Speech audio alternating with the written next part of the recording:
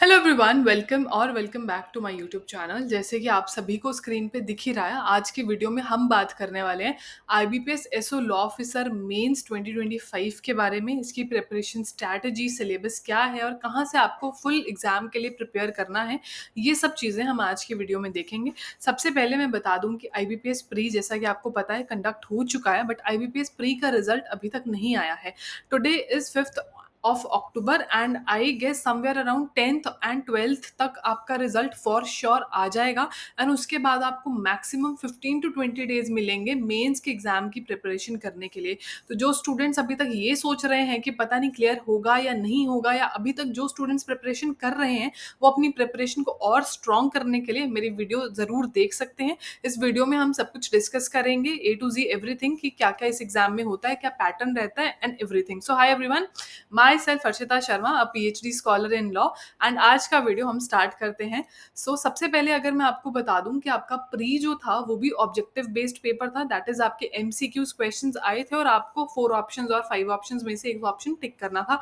Similarly काफी exams में ऐसा होता है कि मेंस आपका डिस्क्रिप्टिव होता है, बट नहीं, आईबीपीएस एसओ में आपका जो मेंस का एग्जाम है वो भी आपका ऑब्जेक्टिव बेस्ड पेपर रहने वाला है।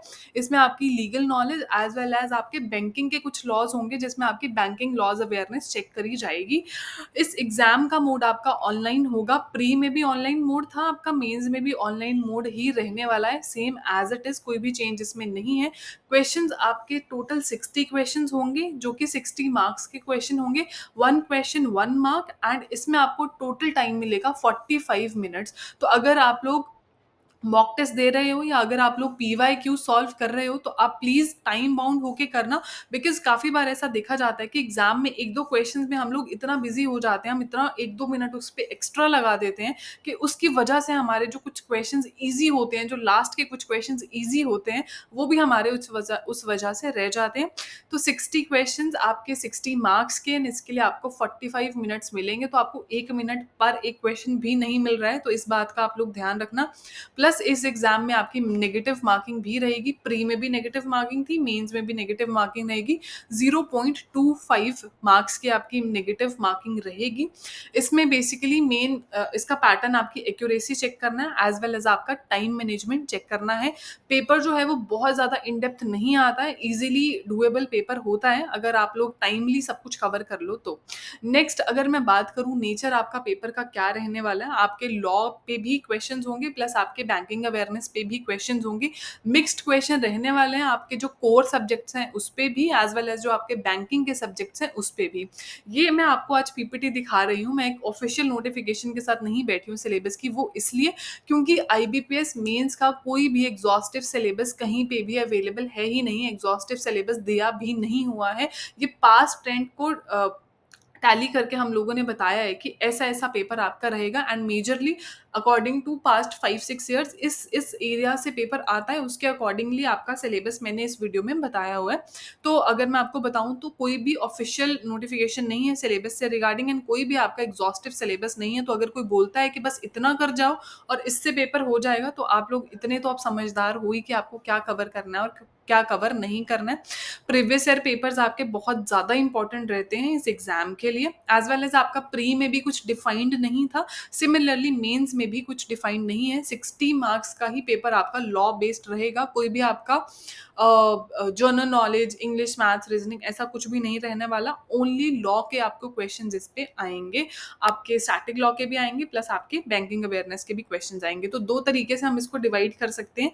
कोर सब्जेक्ट्स जिसमें से मेजरली आपका पेपर आता है, काफी स्टूडेंट्स को डाउट रहता है कि सिंस ये बैंकिंग का पेपर है तो जो बैंकिंग के लॉज हैं वो हमें ज्यादा अच्छे से कवर करने चाहिए क्योंकि उसमें से मेजरली पेपर आएगा। नहीं, ऐसा नहीं है। जितने भी पेपर्स मैंने एनालाइज करे गए हैं, मेजर पार्ट जो है आपका कोर सब्जेक्ट से ही आता है, और जो कि बहुत अच्छी बात है क्योंकि लॉ में हमने बैंकिंग के रिलेटेड एक्ट्स इतने नहीं पढ़े होते हैं, कोर सब्जेक्ट्स हमारे अच्छे होते हैं। तो मोस्ट इम्पॉर्टेंट आपका कॉन्स्टिट्यूशन में से पेपर आता ही आता है। 8 टू 10 मार्क्स मैं आपको बोल के चलूँगी, कॉन्स्टिट्यूशन से पेपर आपका आएगा ही आएगा। इसमें अमेंडमेंट्स आ जाएँगे और जो भी कुछ लिखा है ये सिर्फ़ आपको आइडिया के लिए बताया गया है कि इसमें से आता है। आपको कंटेंट आपको बहुत अच्छे से पता होना चाहिए। जो बेयर एक्ट का कंटेंट पेज होता है ना, काफ़ी आपको ऊपर-ऊपर से क्वेश्चन पूछे गए होते हैं, इतने इन डेप्थ क्वेश्चंस नहीं होते। Contract very important, specific relief act very important. Last time भी कॉन्ट्रैक्ट में से काफ़ी ज़्यादा क्वेश्चंस थे। TPA again important, CPC is very important, CPC में से भी काफ़ी ज़्यादा पेपर देखा जाता है।